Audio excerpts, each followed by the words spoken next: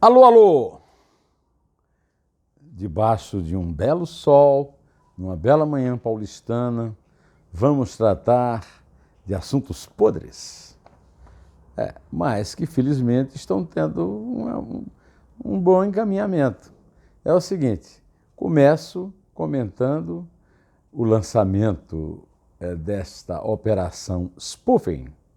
Primeiro vou reclamar da Polícia Federal, porque essa mania de botar nome em inglês, né? No Brasil se fala português, quer dizer, muitas vezes se falam mal português, mas se fala português. Spoofing quer dizer, como é que é mesmo? Ocultação, né? Falsificação. Falsificação. Operação falsificação. Por que operação spoofing? De qualquer maneira, a operação está sendo bem sucedida. A Polícia Federal prendeu 4 hackers. E agora está à procura dos mandantes, né? Sabe, mais ou menos como no caso da Marielle. Pegaram os executantes, mas agora estão atrás dos mandantes. Eu quero aproveitar essa ocasião em que a Polícia Federal marcou esse gol, que eu venho sempre reclamando da Polícia Federal, para comemorar o gol e para dizer que o principal é descobrir os mandantes e descobrir se existe uma relação entre esse hackeamento no caso dessa investigação, é dos telefones do Sérgio Moro e outras autoridades. Sérgio Moro é ministro da Justiça. E depois vai ter que fazer uma investigação sobre o Paulo Guedes, né? Então, a primeira coisa é estabelecer quem foi o mandante, quem é que está interessado em ouvir conversas de ministros do governo, né? Só pode ser bandido interessado primeiro, em saber o que se passa, quais são as estratégias, né, para poder escapar da rede, para pegá-los, né? E segundo, para tentar desmoralizar, no caso do Sérgio Moro, o ex-juiz da Lava Jato, que até agora não foi flagrado em nenhum crime explícito. Por exemplo, a partir das divulgações de certos hackeamentos, que podem ser esses ou não, do tal site Intercept Brasil, do americano no passado comprometido com pornografia, chamado Glenn Greenwald, que é conhecido nas redes sociais no Brasil como Verdevaldo, né? Há uma tentativa clara de desmoralizar o xerife e de endeusar o bandido tirando-o da cadeia. Tira o bandido da cadeia e bota o xerife no lugar dele na cela, né? Pois então, o caso é que eu estava pronto para fazer um comentário hoje para lamentar esses dois Brasis, um Brasil real e o Brasil da fantasia da esquerda delirante que fica achando que todos os problemas do país, a crise e o desemprego, problema que eles criaram ao praticar o maior assalto da história, se resolve desmoralizando o juiz que condenou e então libertando o ex-presidente Lula. Olha, eu quero dizer que eu estou muito perplexo com o fato de como o anúncio do Greenwald, né, de que vai lançar uma bomba e que essa bomba vai desmoralizar o Moro, não correspondido nem nas mensagens que ele, aliás, não certificou nenhuma passou por perícia oficial, quer dizer, nenhuma tem prova de autenticidade, nem nessas mensagens há sequer referência a qualquer, assim, Sérgio Moro pegou uma propina, Deltan Dallagnol negociou propina com Luiz Roberto Barroso, a Odebrecht comprou o juiz e o procurador e os procuradores da Lava Jato. Nada disso apareceu. Aí aparece um deputado chamado Glauber Rocha desonrando o prenome que ele tem do grande gênio da cultura e do cinema brasileiro para chamá-lo de juiz ladrão. Eu recebo um monte de e-mail e de posts no Twitter e comentários aqui no YouTube. Mas esse juiz safado, esse juiz fez... Não é nada disso. Nada foi apontado contra o Sérgio Moro, contra o Deltan Dallagnol, do ponto de vista da tentativa de encurralá-los com informações. São apenas palpites, são apenas as velhas fantasias da esquerda.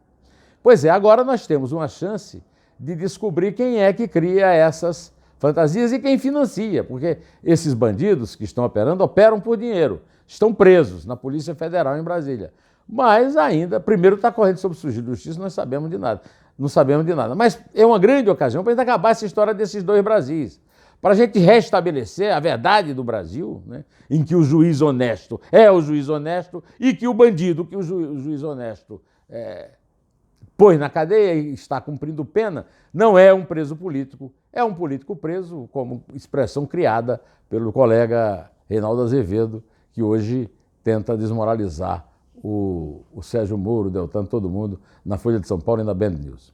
Então, eu quero aproveitar agora essa ocasião de prender os recas para dizer que eu concordo absolutamente, de novo eu vou dizer isso como antagonista, quando fala na vergonha que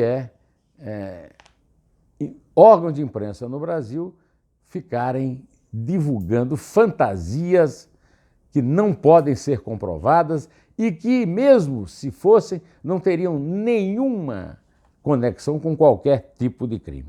Vamos esperar, porque está sob sigilo de justiça, à medida que os fatos forem sendo revelados, eu vou revelando aqui também. Agora, eu quero também chamar a atenção ainda para o episódio do Dias Toffoli, que no seu... Eu quero fazer bem assim, duas linhas. O Dias Toffoli esperou abrir o recesso branco, que é uma ignomínia. Por que é que juiz tem férias no meio do ano? Isso não existe. Pois bem, mas abriu o recesso branco de meio do ano para marcar para novembro a discussão de uma ação que foi proposta ao Supremo, que não é relatada por ele, e ele, se aproveitando de ser presidente e, portanto, plantonista nesse recesso branco, ele tomou uma decisão monocrática e passou para a calenda, lá para novembro, a discussão no plenário. Aí, agora aparece a Procuradora-Geral da República, Raquel Dodge, e ontem, terça-feira, 23, hoje é quarta-feira, 24, ontem ela apresentou o seu pedido para que o próprio Toffoli recue, volte atrás nessa decisão estapafúrdia e trouxe uns dados interessantes que eu gostaria, eu já até falei nisso, mas eu gostaria de trazer esses dados. Só em 2018, a Procuradoria-Geral da República recebeu 414.911 informes de operações suspeitas dos entes legalmente obrigados com indícios de crime. Somando-se a elas, vem 2.720.584 de operações em espécie. Tem-se um total de 3.135.495 comunicações feitas ao COAF em apenas um ano. E é isso que o Dias Toffoli, essa enorme criminalidade da qual o Dias Toffoli está se tornando benemérito. Todos esses bandidos incluídos nesses números que eu lhe passei, estão devendo esse favor a ele. Mas o favor original foi prestado ao Flávio Bolsonaro, o primogênito do Bolsonaro. E a respeito disso eu escrevi um artigo no Estadão hoje, chamado A Face Oculta do Bolsonaro, levantando os indícios de uma promessa eventual que pode ter sido feita dele ao Toffoli para indicar para o Supremo daqui a 16 meses, quando o Celso de Mello se aposentará aos 75 anos, né, graças à PEC da Bengala, a candidatura ao Supremo, ou seja, a indicação para a vaga, do advogado-geral da União, André Mendonça. Dias Toffoli sempre dependeu do PT e André Mendonça sempre dependeu do Dias Toffoli. Quando ele estava em Londrina, como advogado da AGU, ele escreveu um artigo comemorando a vitória do Lula e dizendo uma mentira histórica, que o Lula era o primeiro brasileiro vindo do povo a se eleger presidente pelo povo. Juscelino Kubitschek era filho de um telegrafista em Minas, muito pobre. Só que ele se formou em medicina, ele era filho de uma família muito pobre. E ele era telegrafista, e como telegrafista se formou médico, foi político, governador de Minas e presidente da República. Posso até procurar outros brasileiros de extração bem humilde, que chegaram a postos altos, mas fiquemos com ele para dizer que o senhor André Mendonça peca primeiro pelo pecado da mentira e depois pelo pecado da arrogância. Ele diz que é criacionista, ou seja, ele não acredita na teoria da evolução das espécies de Darwin. Darwin não existiu para ele, mas ele diz que respeita os darwinistas. Mentira! Num texto da Folha de Londrina, ele trata a respeito de dogmas que não se discutem, ou seja, ele é um dogmático, mas, sobretudo, é um protegido do Toffoli. O Toffoli o indicou para tudo e agora está trabalhando por ele no Senado, já segundo o UOL, segundo reportagem da colega Constança Rezende, do UOL, trabalhando no Senado para conseguir a aprovação na sabatina do seu preferido, que o Bolsonaro anda dizendo por aí que vai ser ministro para ocupar uma vaga que precisava ter de terrivelmente evangélico. Isso está lá no meu artigo. Para terminar, bom, então nós vamos esperar 16 meses, né? Também não se sabe se o Bolsonaro vai cumprir essa parte do acordo. Agora, a outra parte parece que foi mesmo liberar o filho. Vocês que estão escrevendo, olha, o filho foi preter. Ah, para com isso.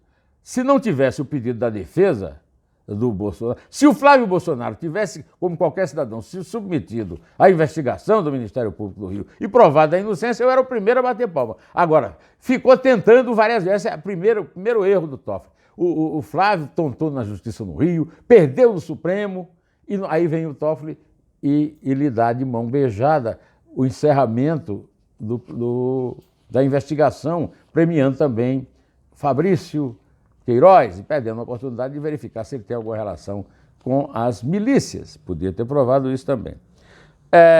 Aí eu quero lembrar a você, por fim, que é por isso que a defesa do Lula está pedindo a suspensão da ação penal em que o petista preso e condenado na Lava Jato é acusado de receber propina por meio de um terreno para o Instituto Lula e um apartamento vizinho à residência de Lula no ABC. Essa ação está sendo prevista para agosto, no Superior Tribunal de Justiça. Mas por que a defesa do Lula está com tanta pressa? Porque o plantão do Dias Toffoli está acabando e eles estão achando que o Dias Toffoli vai ser suficientemente homem, macho, para soltar o Lula numa decisão monocrática, da mesma forma que ele blindou o Flávio Bolsonaro. Se ele vai ou não, é outra questão. Mas esta é a verdade dos fatos e é isso que eu exijo de mim para falar para você nesses meus vídeos diários, dirigidos e produzidos por minha amada Isabel. Obrigado, Isabel, e para você, todos vocês que estão meus 260 mil, quase 260 mil inscritos no meu canal, direto ao assunto, em pé, e só a verdade nos salvará. Ficou bom?